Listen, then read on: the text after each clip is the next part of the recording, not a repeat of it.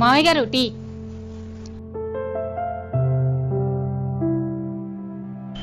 కోడల పిల్ల, ఈ రోజు టీ చాలా బాగుందమ్మా. కుదురుగా నించని చేసినప్పుడు ఎప్పుడు టీ బాగా రాలేదు మామయ్య గారు. ఈ రోజు పరిగెట్టి చేసినప్పుడే బాగా వచ్చింది. పరిగెత్తి చేసావా? ఎందుకమ్మా పరిగెత్తావు?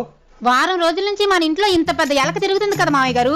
అది ఈ రోజు నేను టీ పెడుతుంటే మన వంటగదిలో అటు ఇటు పరిగెడుతుంది. దాన్ని కొట్టడానికి నేను అటు ఇటు పరిగెట్టాను. అది పరిగెడుతూ మీరు తాగుతున్న టీలో పడిపోయింది మామయ్య గారు. బురదలో పడ్డ పందిలాగా ఆ టీలో పడి దొరిలింది గాని నా చేతికి మాత్రం చెక్కలేదు మామయ్య గారు. ఈ టీలో ఎలక పడిందా?